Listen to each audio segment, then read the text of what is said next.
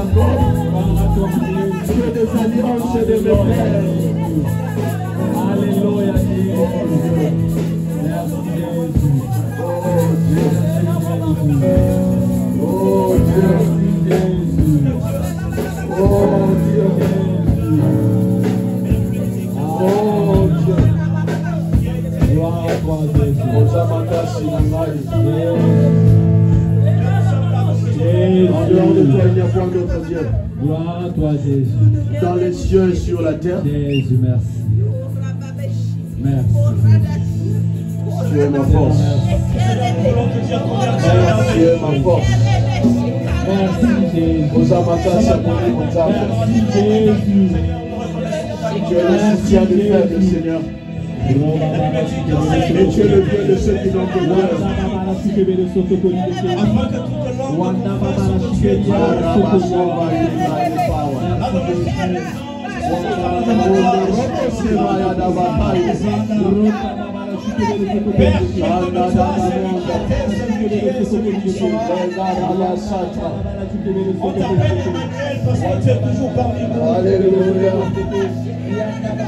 Tu as dit que tu as été avant qu'Abraham fût. Ce Dieu qui a existé avant que le monde commence. Comment ne pas reconnaître ta grandeur? Le Dieu que tu es. Alléluia. Jésus. Béni soit-il à jamais. Dieu. Alléluia. Comme Jésus, le Dieu accompli. Alléluia.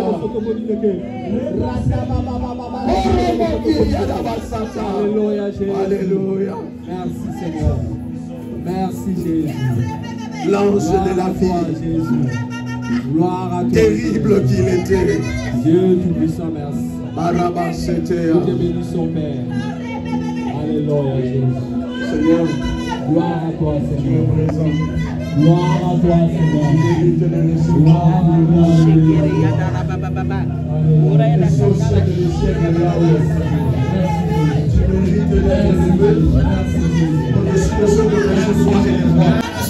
Le Créateur a créé. Tu étais avant que tout ne soit. Tu existais avant que l'existence ne soit. redoutable au milieu de nous. Toi qui réponds ton esprit dans la maison ce matin. Toi qui libères le Saint-Esprit ce matin. Laisse-moi délivrer les paroles. Ma Bible me dit que tout genou fléchira devant ton nom. Et nous sommes en train de fléchir genou devant ta présence. Parce que tu es le roi de rois. Là où tu es le Seigneur des seigneurs. Ce n'est pas un slogan, mais c'est une réalité. La Bible dit que tu t'es humilié jusqu'à la fin de la croix. C'est alors que tu as été souverain de mal.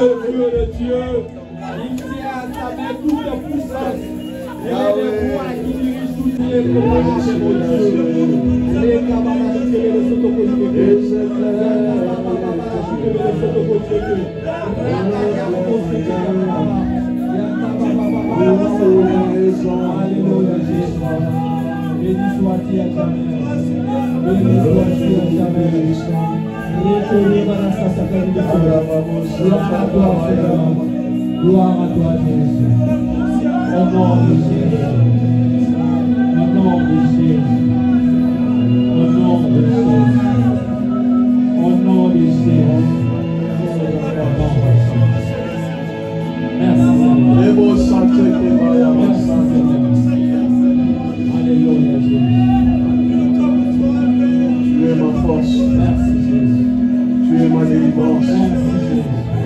Tu es là où Au nom de Jésus. Au nom de Jésus. Au nom de Jésus. Tu es ma puissance. Merci. Ils ont touché les fétiches, mais moi j'ai touché à Dieu. Et moi, ma vie, Seigneur, est attachée à toi. Alléluia, Père, au nom de Jésus. Gloire à toi, Seigneur. Alléluia. Merci, Seigneur Jésus. Merci, Seigneur Jésus.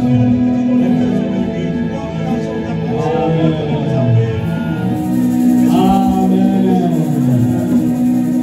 Amen. Amen. Lèvons-nous, s'il vous plaît. Nous continuerons ce moment de louer Dieu. Lèvons-nous, s'il vous plaît.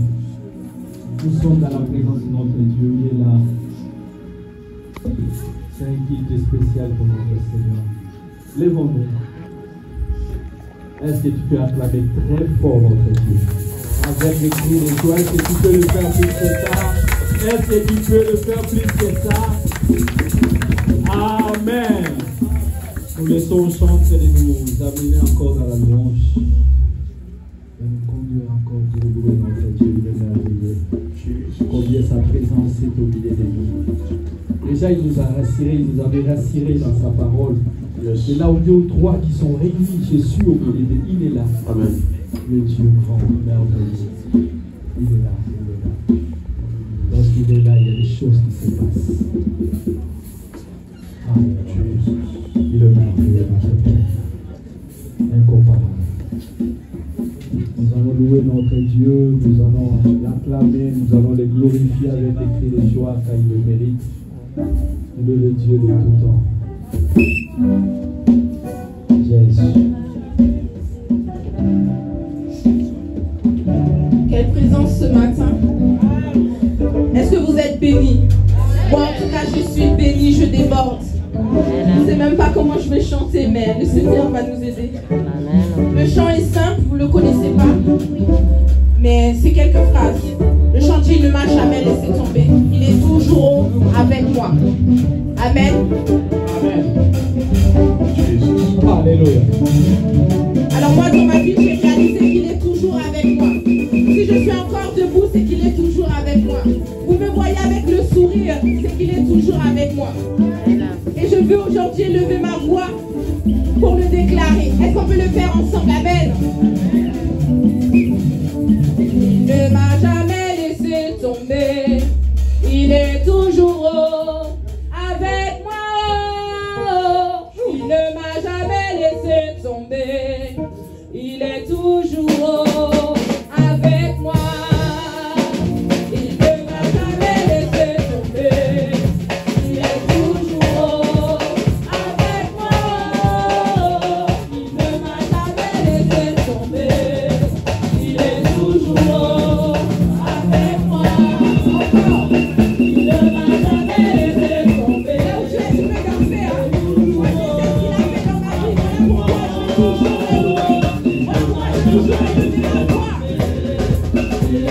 toujours avec moi. Il ne m'a jamais laissé tomber. Il est toujours avec moi.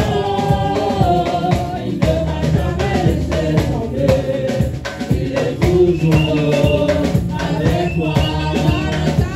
Il ne m'a jamais laissé tomber. Il est toujours avec moi.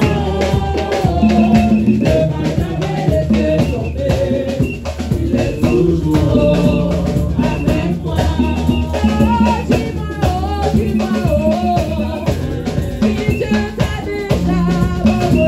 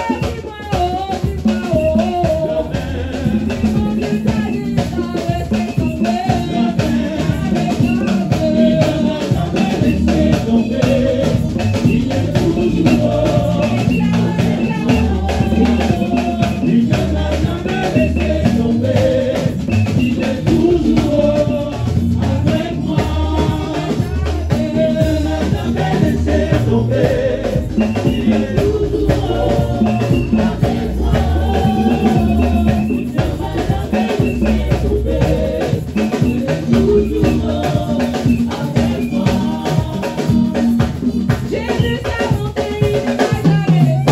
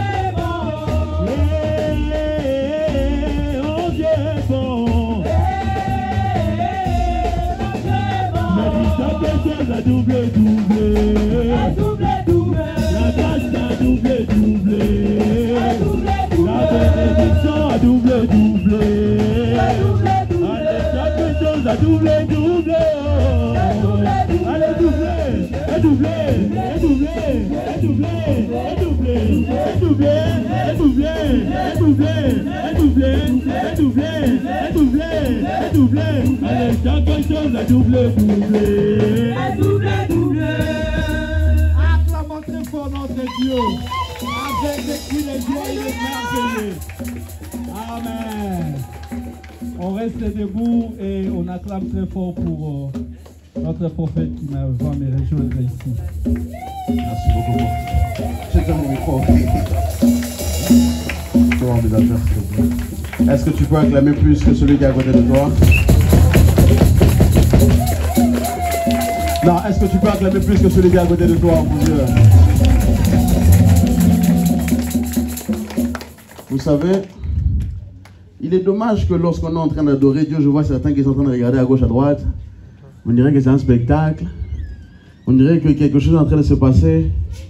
Il y a tellement une gloire lorsqu'on adore Dieu que vous n'imaginez pas à quel point Dieu aime être adoré. Dieu aime lorsqu'on le célèbre et lorsqu'on l'adore réellement.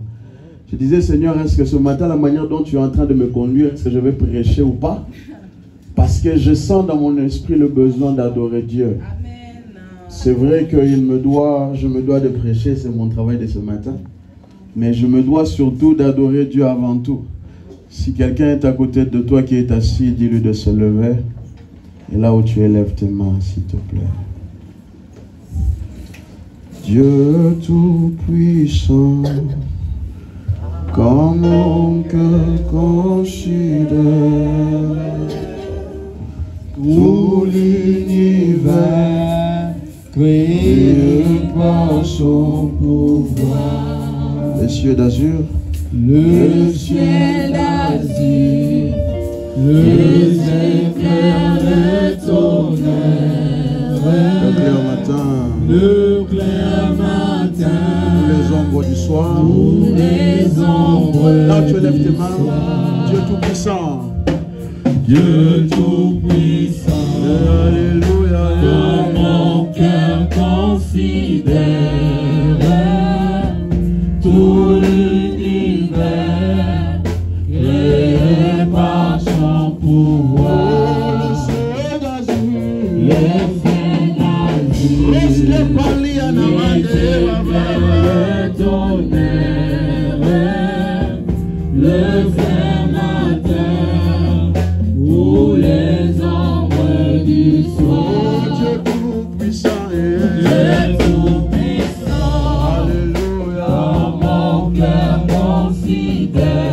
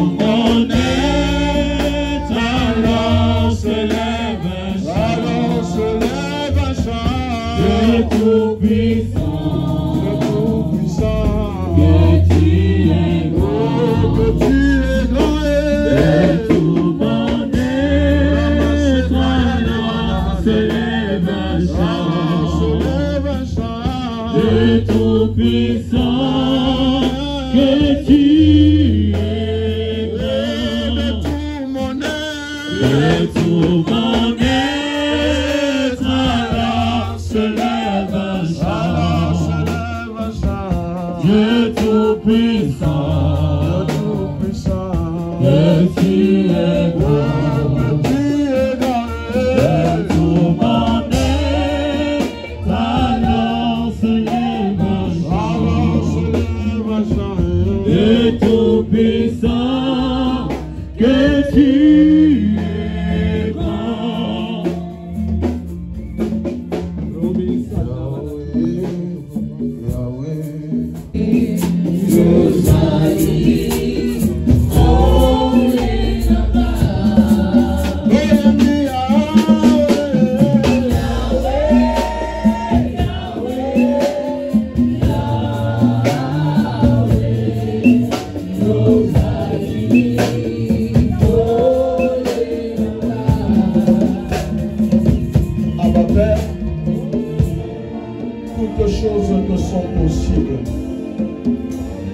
J'aime souvent dire, Seigneur, que pour toi et en toi rien n'est impossible. Ma Bible me dit que tu envoyas ta parole et c'est celle-ci qui les a étrangement guéris. Et moi je prie ce matin au nom de Jésus que ta parole guérisse quelqu'un au nom de Jésus. Et moi je prie ce matin que ta gloire visite quelqu'un au nom de Jésus. Et moi je prie ce matin que l'onction du Saint-Esprit soit notre partage au nom de Jésus. Père, laisse que quiconque entendra le son de ma voix soit saisi par l'onction au nom de Jésus. Et que les délivrances prennent place au nom de Jésus. Laisse que ce matin ta parole, Seigneur, change la vie de quelqu'un au nom de Jésus. Alors que nous allons parler de ta part, Seigneur, que quelque chose se passe dans la vie de tes enfants. Au nom de Jésus-Christ, nous disons 3 fois Amen. Amen, Amen, Amen. Nous acclamons le Seigneur. Est-ce que tu peux dire à 2 ou 3 personnes, sois le bienvenu dans la présence de Dieu? Non, dis même derrière là-bas, sois le bienvenu dans la présence de Dieu.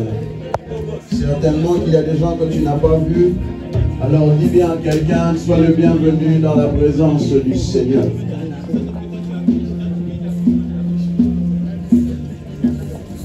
Merci Saint-Esprit. Merci Saint-Esprit. Est-ce qu'on peut rester debout pour la lecture de la parole de Dieu?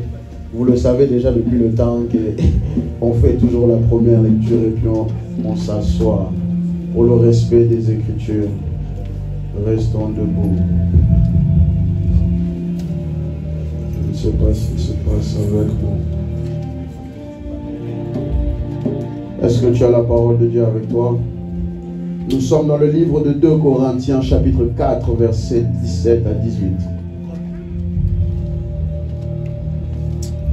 2 Corinthiens, chapitre 4, versets 17 à 18. Car nos légères afflictions du moment présent produisent pour nous, au-delà de toute mesure, un poids éternel de gloire, parce que nous regardons non point aux choses visibles, mais à celles qui sont invisibles, car les choses visibles sont passagères et les invisibles sont éternelles. Amen. Asseyons-nous. Les choses invisibles sont éternelles. Oh mon Dieu. Apôtre Paul, tu as parfois des propos qui sont très très percutants. Ce matin et en ce dimanche, je vous souhaite le bienvenu dans la présence de Dieu. Et j'aimerais commencer une nouvelle thématique qui va se conclure par un temps de prière très très fort. Et un service que je ferai certainement toute cette semaine jusqu'à dimanche certainement. Dis à ton voisin les réalités spirituelles. Ce matin, je suis venu annoncer que Dieu est sur le point de commencer un nouveau chapitre dans ta vie. Et je suis venu annoncer que Dieu est sur le point de commencer quelque chose de nouveau avec toi. Et ce matin, par la grâce et la miséricorde de Dieu, j'aimerais relater sur ce que moi, et comme Dieu me l'a fait comprendre, comme étant des réalités spirituelles. Cela fait maintenant quelques semaines que je suis en train d'enseigner et d'emmener à quiconque à comprendre que Dieu n'est pas simplement un être au-dessus de tous les êtres, mais étant l'être suprême, Dieu possède des lois et des principes. Et ça fait maintenant plus de 2-3 semaines que je ne cesse de répéter cela. Partout là où je suis invité à prêcher, je ne cesse de répéter cela parce que c'est la saison et c'est la chose que Dieu veut que vous compreniez. Amen. Nous sommes dans une saison où l'ignorance doit complètement être brisée et la connaissance de Dieu doit devenir une chose certaine dans la vie de chaque chrétien. Il est une chose de venir à l'église, mais il est une chose de venir à l'église et de repartir avec quelque chose de concret. Et ce matin, j'ai envie que tu partes avec quelque chose de concret. Et j'aimerais te parler de réalités spirituelles. L'apôtre Paul, aux épîtres de Corinthe, est en train de dire ceci. Parce que nous regardons non pas aux choses visibles, oh mon Dieu, mais à celles qui sont invisibles. Car les choses visibles sont passagères et les invisibles sont éternelles. Les choses qui ne se voient pas sont plus réelles que ce que vous voyez. Le monde spirituel est plus réel que le monde physique. Parce qu'au commencement n'était pas le monde physique, au commencement étaient les choses qui ne se voyaient pas. Et Dieu faisait partie et il est le maître de ces choses qui ne se voient pas. J'aime souvent dire aux chrétiens que vous serez choqués que même tous les anges ne voient pas Dieu. Je suis certain de croire que Dieu est dans l'invisible de l'invisible. Celui qui veut marcher avec Dieu doit être conscient que Dieu ne se voit pas. Et il ne se traite pas avec les normes et les coutumes humaines. Et même les choses spirituelles dont vous êtes victime ont un point central. Et Elohim, Dieu me parlait ce matin pendant que je priais. Et il m'a envoyé annoncer une nouvelle histoire et sur le point de commencer. Un nouveau chapitre dans ta vie et dans ta destinée. Et sur le point de commencer. La première des choses dont j'aimerais que tu comprennes ce matin est que nous sommes le fruit de l'invisible. Et que tout ce qui nous entoure est le résultat de ce qui ne se voit pas. Et j'aimerais parler de quelque chose ce matin dont tout le monde souffre. Nous voyons beaucoup de personnes venir à l'église et être enfants de Dieu. Mais malgré qu'ils ont donné leur vie à Dieu 30 ans, 20 ans, 60 ans, 70 ans, 100 ans de conversion, les choses n'évoluent pas et ne font que stagner. Et j'aimerais t'amener à la lumière des Écritures, à comprendre qu'il existe des réalités spirituelles, même qui, lorsque tu es devenu enfant de Dieu, vont continuer à s'attacher à toi jusqu'à ce que la lumière de Dieu vienne et qu'elle t'éclaire sur ces réalités. Amen. Et l'une des choses dont j'aimerais nous emmener à comprendre, c'est dans l'histoire de Jérémie. Jérémie chapitre 1, le verset 5. Je crois que vous connaissez tous ce passage. Jérémie 1, 5.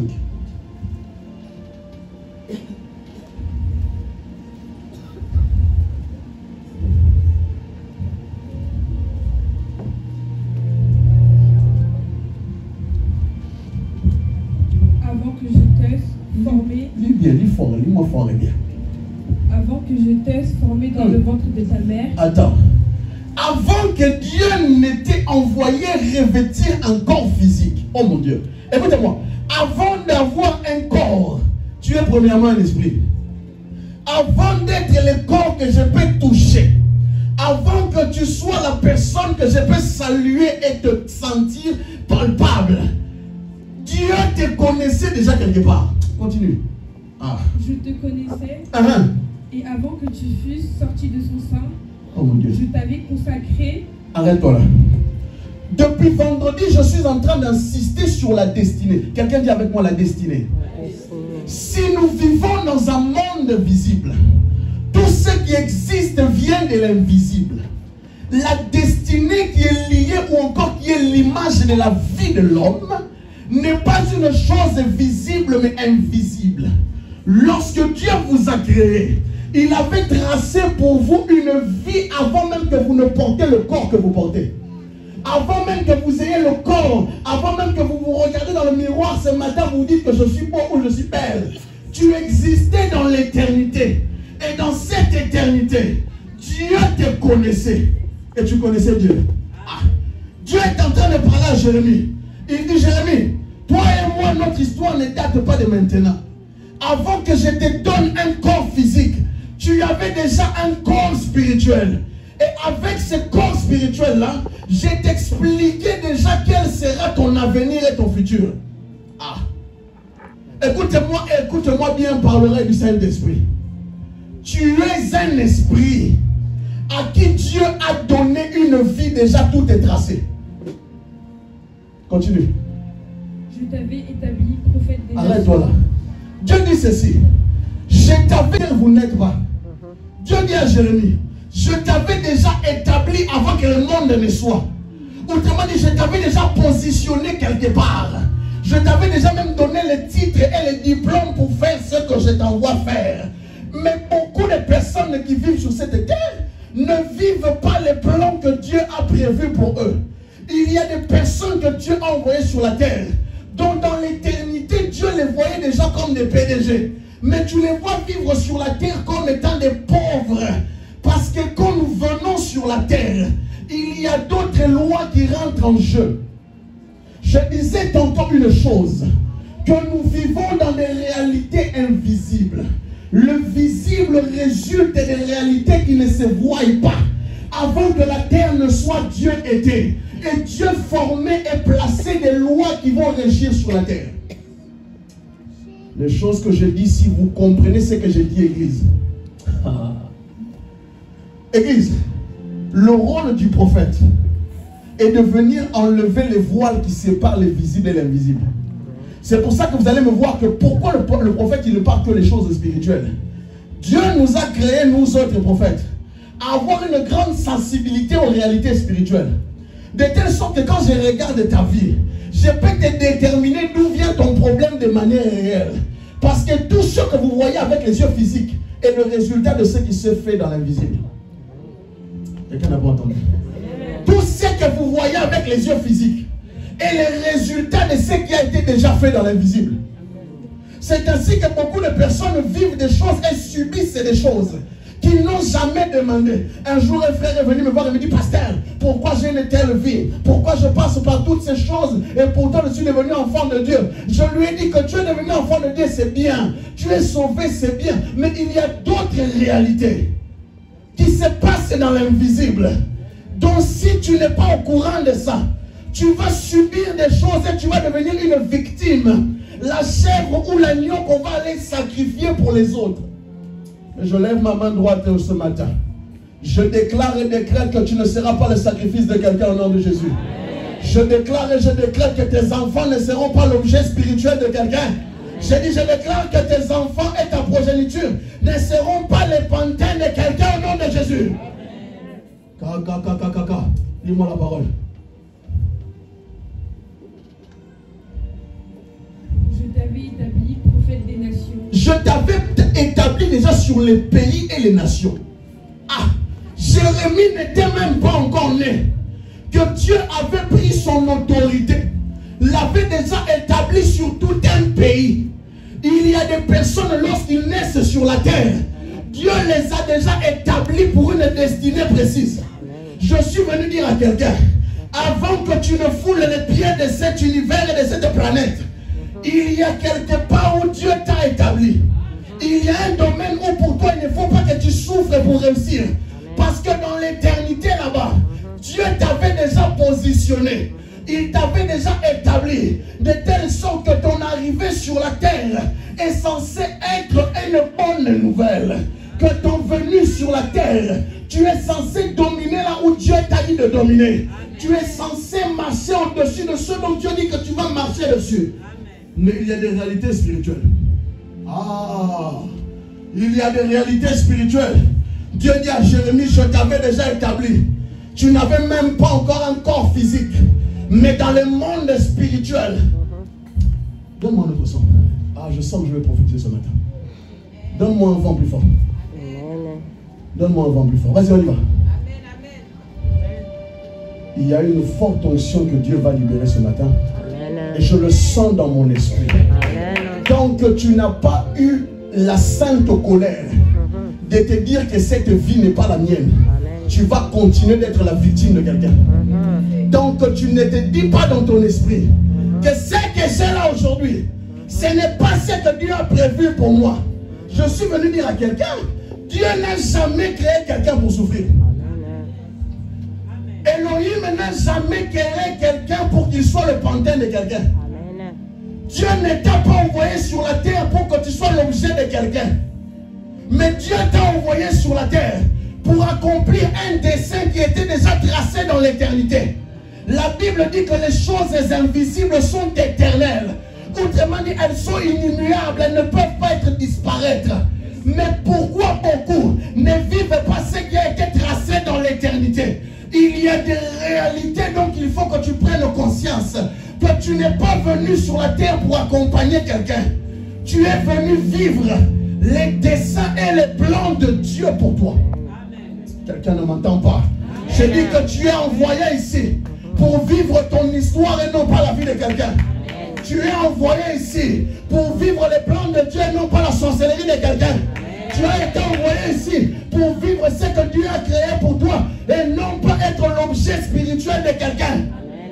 Mais le monde spirituel sait que tout ce qui se manipule dans le physique commence dans l'invisible. Église, si ton pasteur est un prophète comme moi, je veux t'ouvrir les yeux afin que tu comprennes que dans ma vie, il y a des réalités spirituelles qui sont telles que si je ne les renverse pas, je ne vivrai jamais la gloire de Dieu. Je ne vivrai jamais la main de Dieu. Tu vas s'aimer pendant 100 ans et tu ne récolteras même pas les fruits de 100 ans de semences. Beaucoup de personnes travaillent dur, mais malgré le travail, ils ne récoltent même pas ce qu'ils ont semé à cause des réalités spirituelles. Cause que ils sont Mandala Bosaïke. Donne-moi la parole. Attends. Dieu me dit ceci. Et il me l'avait déjà dit ce matin. Il y a quelqu'un qui est connecté en ligne ce matin et tu es en train de m'écouter. Ne te déconnecte pas, je dois prier pour toi. Ce matin, tu es connecté en ligne. Et Elohim me le disait ce matin de prier pour quelqu'un qui est en ligne. Si tu es connecté en ligne et que tu sens que ce que je dis c'est toi, ne te déconnecte pas, j'arrive. On y va. Je répondis, ah Seigneur éternel, voici, je ne sais point parler car je suis un enfant. Dieu est en train de dire à Jérémie, tu es le fruit de ma pensée et de ma destinée. Ne te mesure pas à ce que tes yeux voient. Mesure-toi à ce que moi je sais que j'ai dit de toi. Jérémie est en train de dire, Seigneur, c'est bien bon, tu m'as mis sur les nations, mais je ne sais pas parler. J'aimerais dire à quelqu'un ce matin, ne te mesure pas à ce que tes yeux voient maintenant. Ne te mesure pas à ce que tu es en train de vivre maintenant. Ne te mesure pas à ce que quelqu'un dit de toi. Mais mesure-toi au plan que Dieu a tracé pour toi. Il y a certaines personnes que tu ne comprendras jamais. À chaque fois que tu parles avec eux, ils ont des grandes prétentions. Ils ont toujours des grands projets. Ils ont toujours des grandes visions. Je suis venu te dire que ce n'est pas ta faute. C'est à cause des plans que Dieu a tracés dans l'éternité pour toi. Dieu t'a donné un esprit, de telle sorte que ton esprit ne soit attiré par la grandeur. C'est le signe de ta destinée. C'est le signe de ce que Dieu a voulu faire avec toi. Jérémie était précoce aux choses de l'esprit. Il dira, Seigneur, tu m'apparais très tôt comme ça. Je ne sais pas parler. Mais Jérémie, le problème n'est pas ce que tu vois. Le problème, c'est ce que tu es dans l'invisible. Dans l'invisible, lorsqu'on regarde Jérémie, c'est le prophète qui parle et les nations sont en train de s'incliner. Mais il ne se voyait pas comme Yahweh l'avait créé. Je suis venu dire à quelqu'un, la première étape de la délivrance, c'est de te voir comme Dieu veut que tu sois. C'est de te voir comme Dieu t'a créé. Dieu a dit à Jérémie, tu es celui que j'avais créé dans l'éternité. Que tu prennes les yeux de Dieu et que tu commences à te voir comme Dieu t'a créé. Je suis venu annoncer à quelqu'un, tu n'es pas le moindre. Tu n'es peut-être le plus petit de tes frères et de tes sœurs. Mais dans le monde spirituel, la Bible dit que les premiers seront les derniers. Amen. Les réalités spirituelles ne sont pas comme les réalités physiques. Dans le monde physique, on estime que celui qui naît en premier, c'est celui qui va dominer. Mais aux yeux de Dieu, les derniers peuvent être les premiers. Aux yeux de Dieu, hein, aux yeux de Dieu, Jacob était plus grand que Ésaü. Aux yeux de Dieu, Léa était aimée plus que Rachel. Aux yeux de Dieu, ne compare pas ta réalité physique à ce que tes yeux voient maintenant. Ce qu'il y a été tracé dans l'éternité, ce n'est pas ce que tu vois. Jérémie, prends les yeux de Dieu et commence à regarder comme Dieu voit. Mali Askobraya, il y a quelqu'un qui ne me comprend pas. Il y a quelqu'un qui est en train de me dire, pasteur, ce que tu me dis c'est bien beau. Mais en attendant, je souffre toujours. Je vais t'expliquer, on arrive. Mais la première des choses dont je veux que tu saches ce matin, ne te regarde pas comme tes yeux physiques le voient. Regarde-toi comme Yahweh t'a créé. Oh pasteur, cette soeur elle se prend pour qui? Elle pense qu'elle est toujours meilleure que les autres.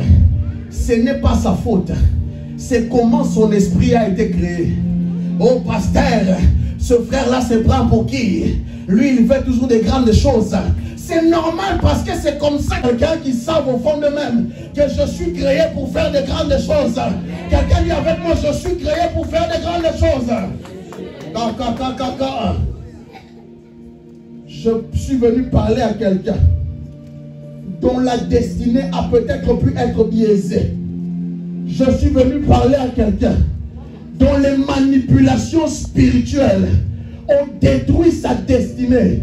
Quelqu'un me dira, pasteur, ce que tu prêches est bien beau, mais je ne vis même pas la moitié de ce que tu me dis. Je suis venu te dire ce matin que les réalités spirituelles dominent les réalités physiques. La Bible dit ceci, oh mon Dieu. Oh Rabasakanda Bayabasata. Ma Bible me dit ceci. Les choses visibles sont passagères et les invisibles sont éternelles. Alors voici une chose qui a fait que la destinée de beaucoup de personnes soit biaisée et cassée. Lis-moi la parole de Dieu. Et l'Éternel me dit, ne dis pas, je suis un enfant. Ne dis pas que je suis un enfant. Car tu iras vers tous ceux auprès de qui je t'enverrai. Quand tu iras auprès de tous ceux vers qui moi, Dieu, je vais t'envoyer. Parce que à mes yeux, tu n'es pas l'enfant que tu penses être. Aux yeux de Dieu, tu n'es pas la personne que tu penses être. Et tu diras tout ce que je t'ordonnerai. Et tu diras tout ce que moi, Dieu, je vais t'ordonner de dire. Voici maintenant ce qui se passe. Allons dans les livres des Juges, chapitre 6.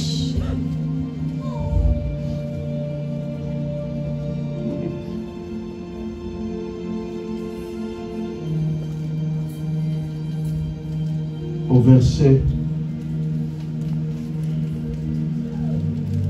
verset 11. Puis vint l'ange de l'Éternel et il s'assit sous les térébintes d'Ophra qui appartenaient à Joas de la famille d'Abézière. Gédéon, son fils, battait du froment au pressoir pour le mettre à l'abri de Madian. L'ange de l'Éternel lui apparut et lui dit, l'Éternel est avec toi, vaillant héros.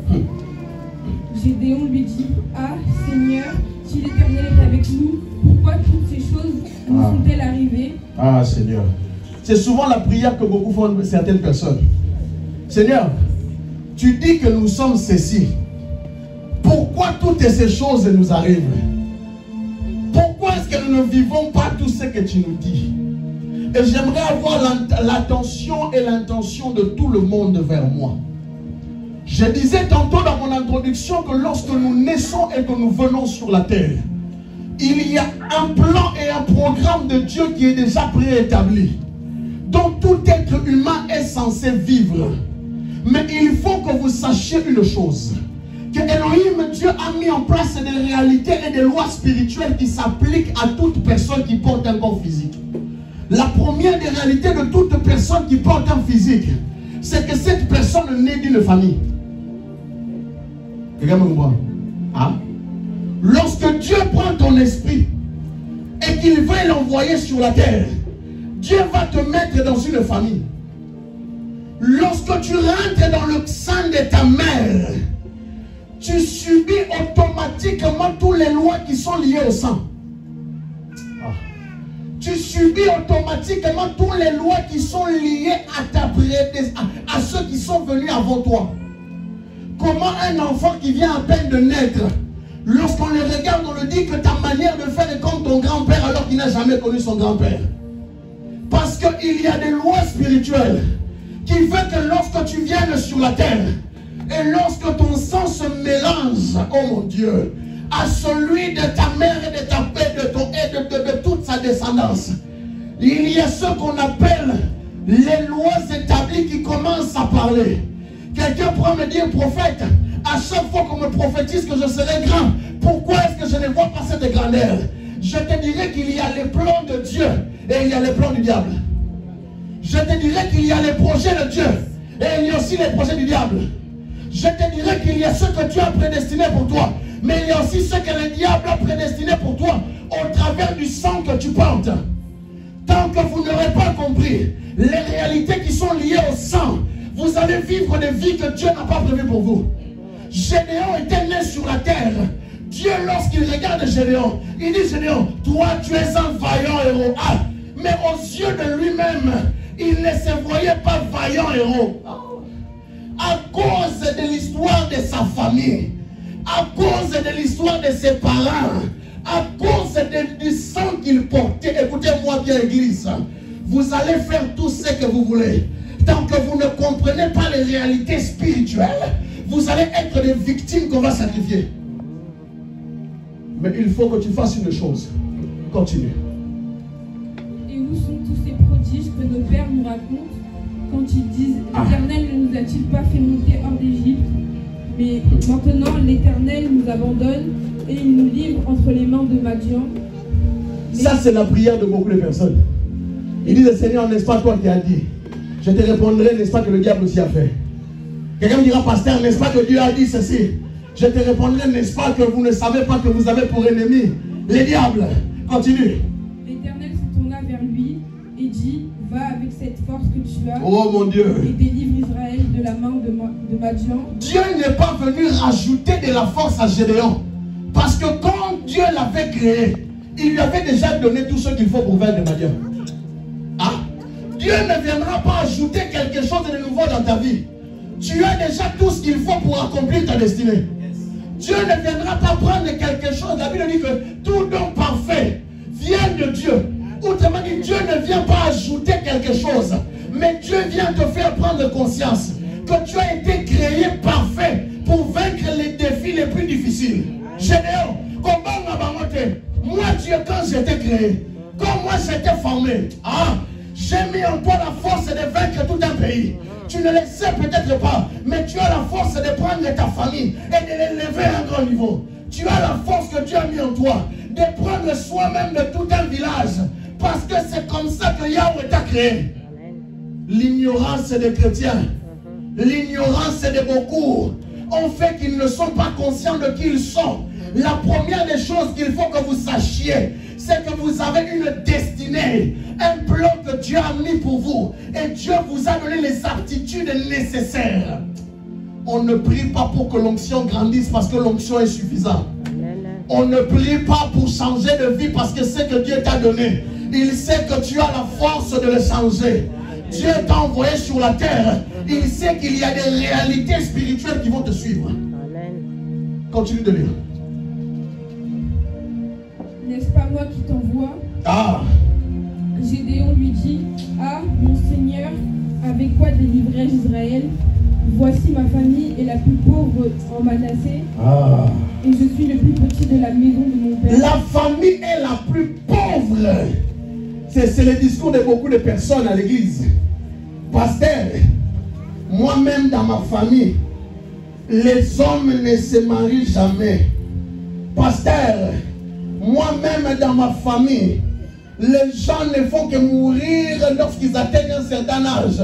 Pasteur, moi-même dans ma famille, les femmes ne font qu'accoucher hors le mariage. Pasteur, moi-même dans ma famille, même toucher 1000 euros, c'est devenu difficile. Tu sais ce qui se passe?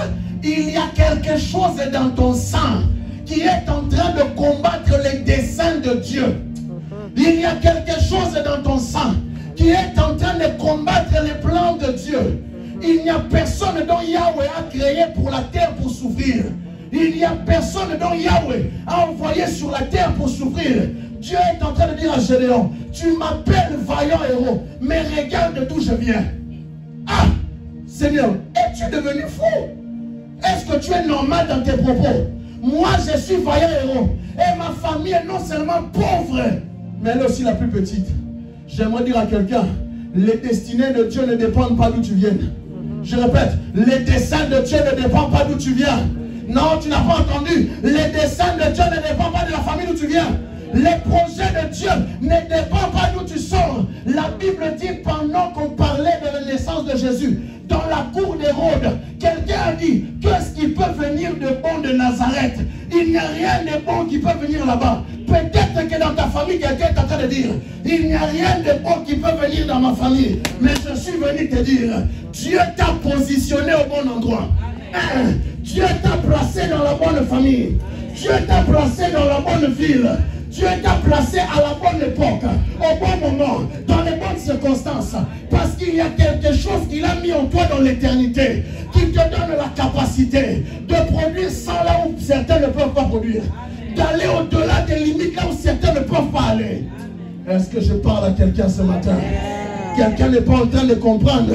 Le diable nous a tellement maintenus dans la médiocrité que personne n'est même capable de penser que je peux sortir le premier millionnaire de ma famille. Le diable vous a tellement aveuglé parce que l'oncle est mort pauvre, la tante est mort pauvre. Toi aussi dans ta tête, là c'est là. Moi aussi je vais mourir pauvre. Ne t'inquiète pas, tu mourras pauvre. Si tu ne te vois pas comme Yahweh t'a créé. Il y a des personnes qui ont des grandes ambitions. Ils sentent que moi, ma vie, ce n'est pas ça. Ils sentent que moi, je dois avoir des millions. Moi, mon compte doit être rempli. Moi, ma vie doit être une bonne vie. Ce n'est pas toi. C'est comme ça que Yahweh t'a créé. Ah! C'est comme ça que tu as été fait. Et ça ne changera jamais jusqu'à ta mort. Mais pour te saisir de cette destinée, j'ai envie de te montrer qu'est-ce qu'il faut que tu fasses. Continue la lecture. Et l'Éternel lui dit, mais je serai avec toi, tu battras Madian. Ah, je suis venu dire à quelqu'un que Yahweh est avec toi. Amen. La bonne nouvelle ce matin, c'est que Dieu est avec toi. C'est que je suis venu t'annoncer ce matin. Dieu est avec toi. Quelle que soit la taille du bataille, quel que soit le nombre de Madianites qui sont contre toi, Yahweh est avec toi. Dieu est avec toi. Quelle que soit la taille de combat, quel que soit combien ils sont, c'est Dieu en train de dire, c'est toute une nation qui sont contre moi. Mais l'ange de l'Éternel savait, si Dieu est contre nous, si Dieu est avec nous, dites-moi, qui peut s'élever contre moi? Si Dieu est de mon côté, cherchez-moi le féticheur qui peut me renverser. Si Dieu est avec moi, cherchez-moi quelle est cette malédiction qui peut me résister. Je me tiens dans mon office des prophètes. Une nouvelle saison. Le rôle du prophète est d'annoncer les oracles de Dieu. Et je me tiens dans mon office. Je suis venu annoncer une nouvelle saison où les écailles vont tomber. Où tu ne vas plus te contenter de vivre ce que tu vis. Parce que ton esprit va se révéler. Il va dire, ah, ça ce n'est pas ma vie. Ah, ça ce n'est pas ma destinée. Ah, ça ce n'est pas pour moi. L'église aime la médiocrité. Les chrétiens vont lui dire l'amitié. Parce que vous pensez, vous ne connaissez pas celui qui a créé votre destinée. Il est celui qui ne dort ni ne sommeille. Il est, oh mon Dieu, le bâton d'Aaron qui a fleuri. Il est la lisse des vallées. Il est celui qui ne change pas. Le Dieu qui a béni Abraham, Isaac et Jacob.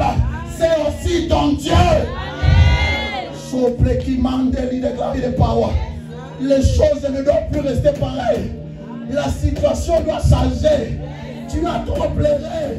Je suis venu t'ouvrir les yeux. Si je suis prophète, je suis venu annoncer une nouvelle saison. Les écailles doivent tomber. La médiocrité Nous, dans notre famille, nous, dans notre famille, les gens sont comme ça. Est-ce que c'est ce que Dieu a fait pour toi, Gédéon? Continue, ma fille. Gédéon lui dit, si j'ai trouvé grâce à tes yeux, donne-moi un signe pour montrer que c'est toi qui me parles. Ne t'éloigne point d'ici jusqu'à ce que je revienne auprès de toi, que j'apporte mon offrande. Donne-moi un signe. Et que je la dépose devant toi. Donne-moi un signe. Et l'Éternel dit, je resterai. Les signes que je suis venu te donner, c'est le signe de cette prédication. Dieu est venu sonner l'alarme pour te dire que tu n'as même pas fait les 1/10 de ce pourquoi je t'ai envoyé. Tu n'as même pas la vie. Écoutez-moi. Soutenez-le. Parce que votre délivrance vient de là. Si vous voyez quelqu'un comme Joseph, qui a une grande ambition, ne combattez pas Joseph. Soutenez Joseph dans la prière. Parce que votre bénédiction viendra de lui. Si vous remarquez parmi votre fratrie, il y en a à lui, il voit toujours les choses graves. Ne combattez pas Joseph, mais soutenez Joseph. Que Joseph entre jusqu'en Égypte. Lorsque Joseph est rentré en Égypte,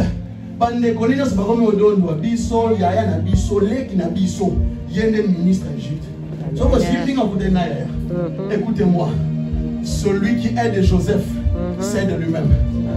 Celui qui sait aider Joseph est en train de s'aider lui-même. S'il y a quelqu'un dans ta famille dont tu sais qu'il a de grandes ambitions, j'aimerais que tu le soutiennes dans la prière. S'il y a parmi tes enfants quelqu'un qui a de grandes ambitions, sache que cela ne vient pas de lui. Cela a été créé dans l'invisible. La Bible dit que l'invisible, les choses sont éternelles. Ça ne changera pas jusqu'à ta mort.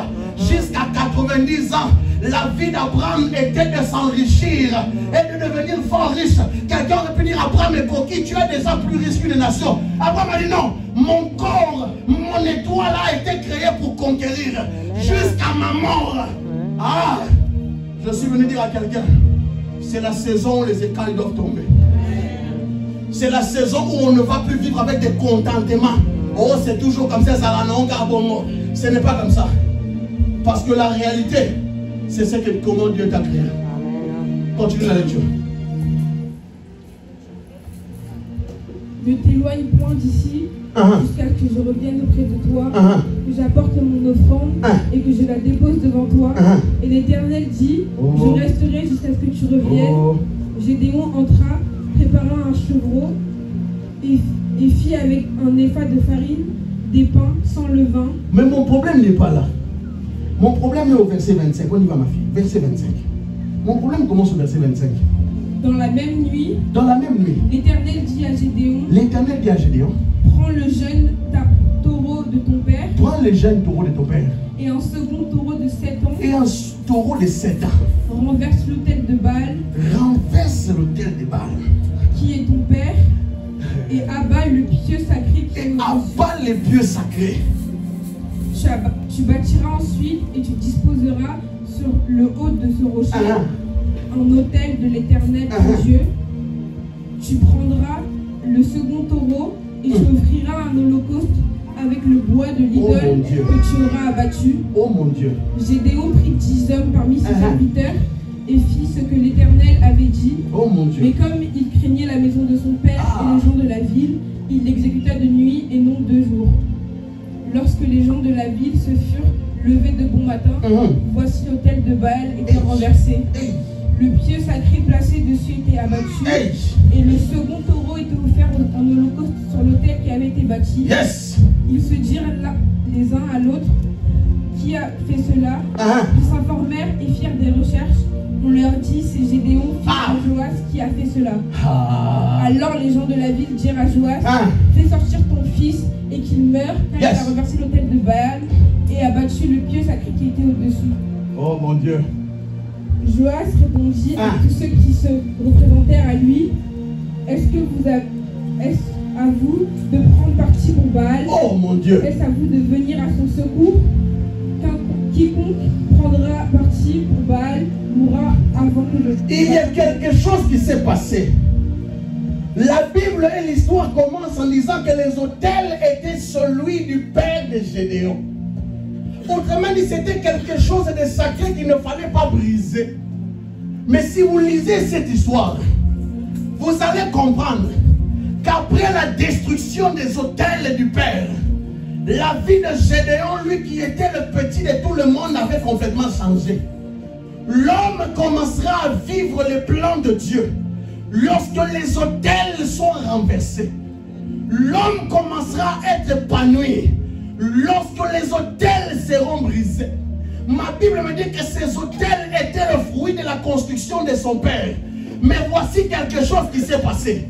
Lorsque l'autel du père est tombé, il y a eu comme une délivrance qui s'est opérée dans la vie du père. Lui qui était adorateur de Baal, il ne défendait plus Baal bizarrement. Il dirait ceci: si Baal est réellement Dieu, qu'il se défend de lui-même.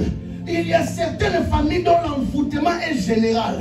Mais il suffit qu'un Gédéon renverse les autels afin que même le père commence à voir la vérité. Mais si Baal est vraiment Dieu, mais comment se fait-il que je l'adorais depuis tous ces temps? Mais on a détruit son autel. S'il est Dieu, qu'il les rebâtisse lui-même. J'ai compris une chose, que lorsque les autels sont renversés, la délivrance touche la famille. Lorsque les autels sont brisés, la délivrance touche la famille. Et la vie de Gédéon avait complètement changé. Gédéon avait commencé à vivre les plans de Dieu. Le plan de Dieu. La Bible dit que celui qui n'avait que 10 hommes, si vous lisez l'histoire, Dieu lui a donné une armée de plus de 30 000 hommes. Parce que sa destinée était d'être un héros. Et le héros avait des subalternes qui sont derrière lui. Mais comme les autels étaient là, il ne vivait pas la grande destinée. Je suis venu dire à quelqu'un, et Dieu me l'avait dit il y a quelques jours, vendredi prochain, il y aura une grande veillée à l'église. Briser le cycle de la malédiction. Si tu rates cette veillée, je ne sais pas ce que Dieu va faire. Vendredi prochain, aussi nombreux que vous êtes, venez à l'église. Nous aurons une veillée et la nuit, nous irons renverser les autels. Ramène-moi le taureau de 7 ans que tu as. Prends-moi une offrande et ramène à Dieu. Nous allons prier. La source de malédiction de beaucoup de chrétiens, la source du non-avancement de beaucoup, c'est qu'ils ne savent pas que dans la maison de leur père, il y a un autel qui les a tous retenus, ils ne comprennent pas. Lorsqu'on parle de ces réalités, oh pasteur, je vous mets en défi. Regardez leur nombre d'années de conversion. Est-ce que la vie a changé ou n'a pas changé? Ça n'a pas changé. Parce qu'il y a des réalités qui sont plus grandes. Que même si vous voulez les réfuter, ça va vous suivre même si vous dites que moi je suis chrétien. Si les autels ne sont pas brisés, vous allez commencer tous à vivre la même histoire. Est-ce que je parle à quelqu'un? Est-ce que l'église me comprend? Vous avez une grande destinée. Mais la libération de votre destinée dépendra du brisement et du renversement des autels. Si les autels de la maison de ton père ne sont pas brisés, tu seras comme Gédéon, une grande destinée mais vivant dans la médiocrité. Mais lorsque les autels ont été renversés, Dieu a commencé à utiliser Gédéon. Il a pris Gédéon. Gédéon va renverser Madian. Parce que c'est pour ça que j'étais créé. Mais tant que les autels ne sont pas tombés, tu ne peux pas être le grand héros que je vois. Est-ce que quelqu'un me comprend? Est-ce que quelqu'un m'entend? Briser les cycles de la malédiction. Si ces choses ne sont pas enseignées à l'église, on aura des chrétiens qui se disent être chrétiens, mais ne maîtrisant pas les réalités spirituelles. Je ne suis pas pasteur, je suis prophète. Et Dieu nous a donné une particularité. Nous avons une certaine maîtrise des choses invisibles. Et que je peux te dire précisément d'où vient ton problème. Et ce que tu es en train de vivre est le résultat des autels. Que si elles ne sont pas renversées, vous allez tous se tourner en rond et vivre les mêmes histoires.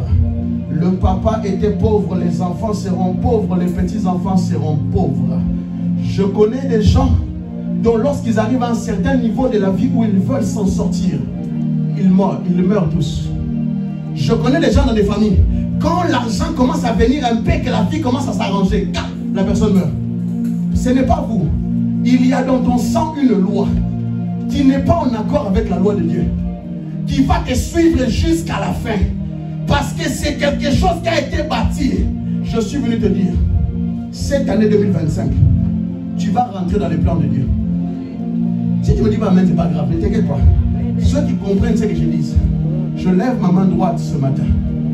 Toute personne qui prend conscience des choses que j'ai dit, je prophétise au nom de Jésus que cette année vous allez vivre l'histoire que Dieu a tracée pour vous. Amen. La destinée de Gédéon s'est mise en marche le même jour.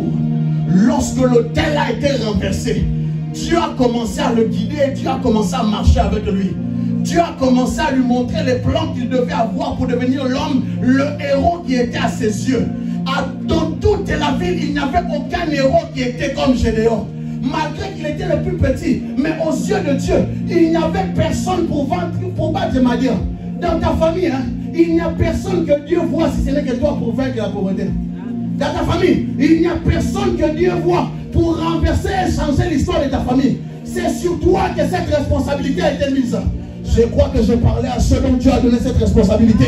C'est sur toi. Bizarrement, tu n'as pas remarqué. Tu es l'enfant différent de tous les autres enfants. C'est sur toi. L'élection de Dieu est tombée sur toi. Si ce n'est pas toi, tu ne comprendras pas, c'est pas grave. Je parle à ceux dont ils savent qu'au fond de moi, j'ai une responsabilité envers ma famille. Je parle à ceux dont ils savent dans leur conscience que même si mon père est là, je sens qu'il y a quelque chose qu'il faut que j'apporte même s'il est là. Aux yeux de Dieu, le papa était papa. Mais aux yeux de Dieu, Gédéon était le héros contre Madian. Et je suis venu te dire qu'aux yeux de Dieu, tu es le héros pour vaincre cette situation. Tu es le héros qui doit changer l'histoire de ta famille. Amen. Je n'ai pas besoin que tu dises amen, t'inquiète pas. Ce que je prêche, je sais que c'est la vérité. Amen. Et beaucoup viennent ici, s'asseyent dans l'église. Ils ne connaissent pas ces réalités. Ils disent, mais j'ai essayé, pourquoi ça n'a pas marché? Je suis venu t'expliquer que ce qui se voit a été créé par ce qui ne se voit pas. Si tu ne sais pas influencer ce qui ne se voit pas, tu vas souffrir sur la terre. Une église où on ne parle pas du combat spirituel, des réalités spirituelles, les gens ne vont jamais s'épanouir. Parce qu'ils seront victimes. Et ils ne seront pas acteurs, mais ça sera des victimes du monde des ténèbres. Je connais des personnes dont leur vie sont manipulées depuis le village. Lui, il est en Europe, on manipule sa vie depuis le village de Congo. Comment ça s'est fait? C'est normal parce que les réalités spirituelles sont telles que dans le monde spirituel, il n'y a pas de temps ni d'espace. Je peux t'atteindre même si tu es à l'autre bout de la planète. Je suis venu éveiller ta conscience et que tu saches que les réalités spirituelles jouent contre toi. Que tu te dises que Pasteur Maramozo Lobapena, on se donne rendez-vous dans 5 ans. Mais je crois, le Dieu de Sion, le Dieu des alliances de mes pères, qui nous a permis de parler de ces choses, rendra la vie de quelqu'un libre au nom de Jésus. Amen. Nous allons être en jeûne la semaine prochaine. Vous savez, le rôle du prophète, c'est que le prophète vient annoncer le temps parfait de Dieu. Et nous sommes dans le temps parfait tracé par Dieu pour que quelque chose change complètement dans ta vie. Le rôle du voyant prophète, c'est d'annoncer la saison dans laquelle nous sommes. Église, je suis venu t'annoncer la saison dans laquelle nous sommes. Le ciel est prêt à changer et à shifter l'histoire de ta vie. La semaine prochaine, mercredi, jeudi, vendredi, on est en jeûne. Vendredi, nous sommes à l'église de Vanessa jusqu'à minuit, jusqu'à 2 h du matin. Mais mercredi, jeudi, nous sommes en jeûne et nous venons casser le jeûne à l'église dans la prière. Et je veux que le vendredi à la veillée, que tu emmènes un taureau de 7 ans. Je vais te montrer comment est-ce qu'on brise les autels. Et les autels ne se brisent que par l'onction. La Bible dit que l'onction brisera les jougs. L'autel est un joug spirituel dont beaucoup sont victimes. Mais béni soit le Dieu des alliances de mes pères, qui m'a oint et qui m'a donné une onction nécessaire et suffisante pour changer l'histoire de ta vie au nom de Jésus. Je pensais que je parlais à quelqu'un qui comprend ces choses. Je disais que béni soit Dieu, le Dieu de mes pères, qui nous a oint pour ce genre de situation et que quelque chose doit se passer dans ta vie. Que Dieu nous bénisse. Nous allons prier.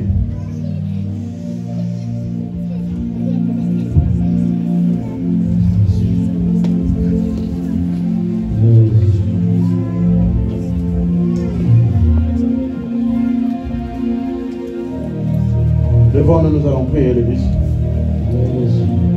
Oh, lève-toi, lève-toi, lève-toi, lève-toi.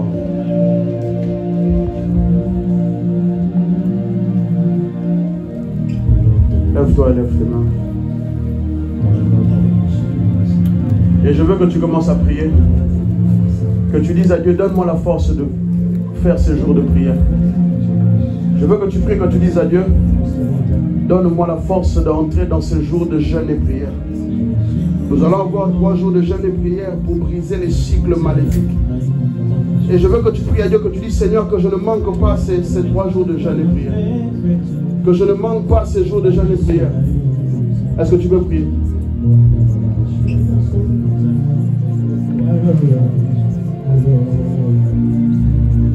Élève ta voix et prie. Élève ta voix et prie. Élève ta voix et prie. Élève ta voix et prie. Les cycles de la malédiction. Les cycles de la malédiction. Est-ce que tu peux prier? Est-ce que tu peux prier? Est-ce que tu peux prier? Est-ce que tu peux prier? Est-ce que tu peux prier? Est-ce que tu peux prier? Est-ce que tu peux prier? Est-ce que tu peux prier?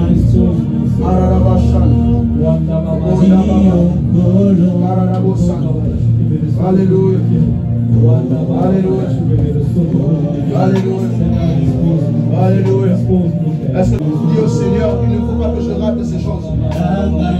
Il ne faut pas que je rate ces choses. Oh, la Santa. Il y a la basse.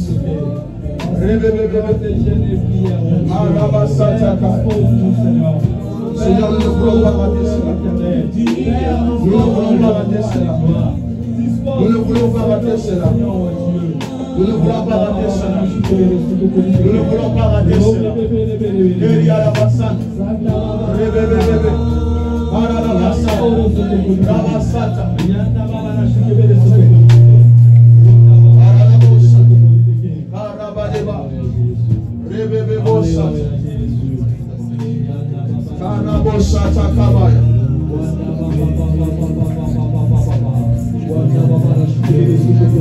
Là où tu lèves la main droite, laisse-moi prier pour toi.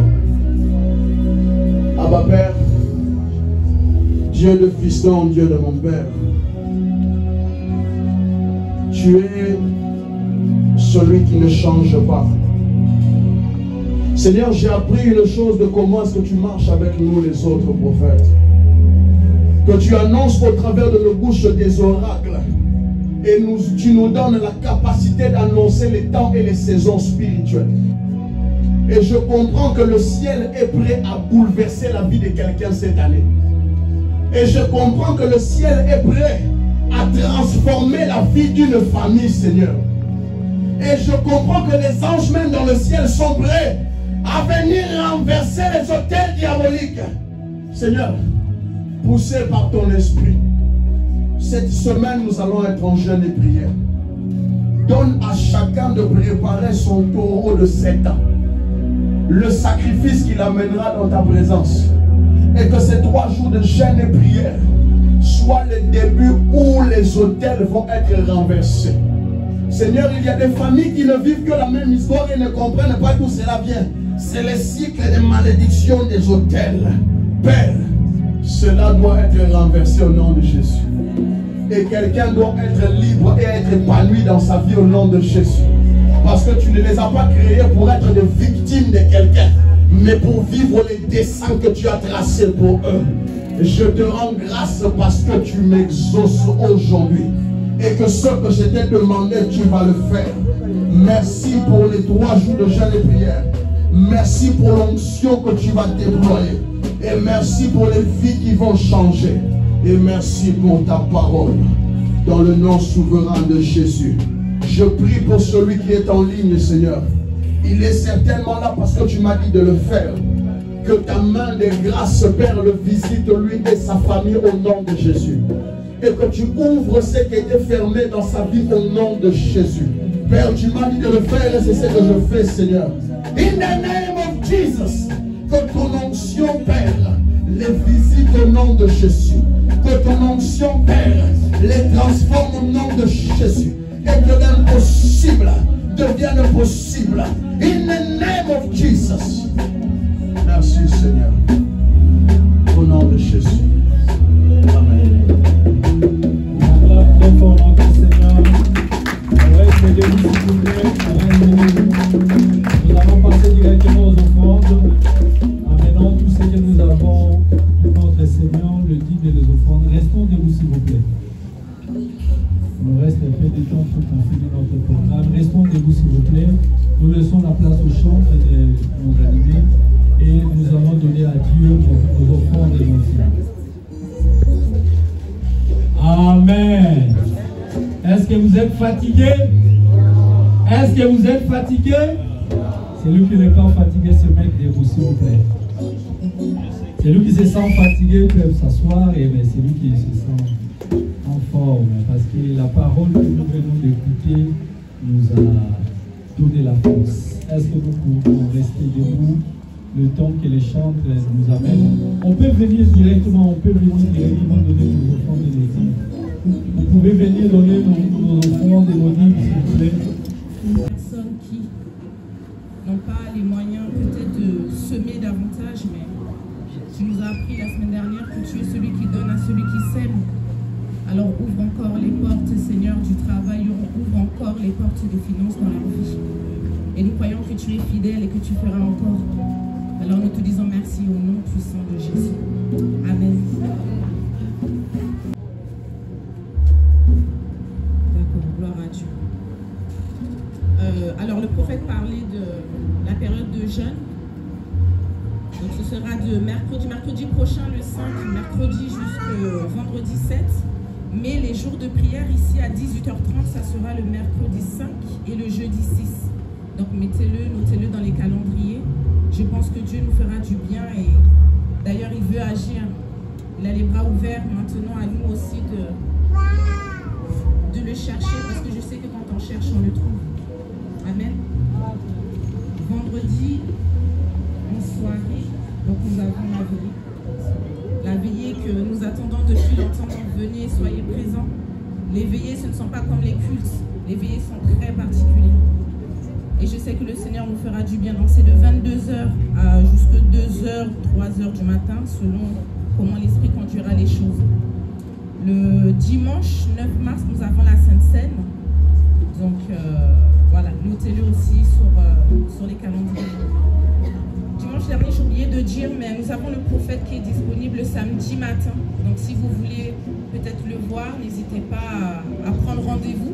En matinée, il est disponible pour vous recevoir et être conduit selon ce que l'Esprit lui donnera. Sinon, tout au long de la semaine, on conserve toujours le programme normal, comme vous savez. Nous avons la masterclass le lundi, le mercredi et le dimanche à partir de 21h30. Donc c'est sur Zoom. Le vendredi, nous avons toujours les temps de prière, 18h30. Nous sommes toujours un peu peinés de voir le peu de nombre le vendredi. Parce que, en fait, vous ratez des moments extraordinaires. Le Seigneur nous donne, en fait, des prières vraiment, je pourrais dire, les prières du moment. Les prières selon sa volonté. Et la parole nous dit que si on prie selon sa volonté, il nous exauce. Donc, je vous encourage vraiment à venir les vendredis. On est souvent à se plaindre des situations que l'on rencontre, mais on est très peu à faire ce pas-là pour que ça change.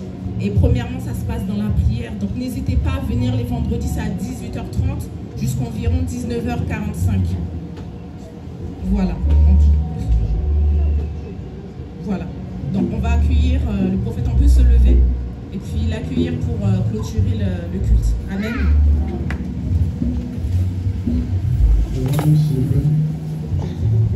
En ce qui concerne le jeûne, je ferai une publicité comme j'ai l'habitude de le faire. Ce sera vraiment un culte spécial, un peu comme une délivrance des familles, mais ce sera vraiment un culte spécial. Et donc mercredi soir, nous sommes à l'église, de 18h30 à 19h45. Jeudi aussi, nous sommes à l'église en prière, comme c'est les vacances, j'ose espérer vous voir. Et vendredi, il n'y aura pas l'intercession à 18h, mais nous viendrons directement à 22h à l'église. Amen. Pour ceux qui peuvent, donc on est là directement à 22h à l'église. Donc le jeûne commence mercredi et se termine après le culte de 18h. Donc au culte de 18h, nous finissons le jeûne pourront casser à la maison tranquillement. Si tu as la rage de voir les choses changer, c'est une instruction qui vient directement d'en haut. Et je ferai le nécessaire pour inviter la ville à cet événement. C'est le prophète qui nous invite. Levons-nous, nous sommes arrivés à la fin du culte.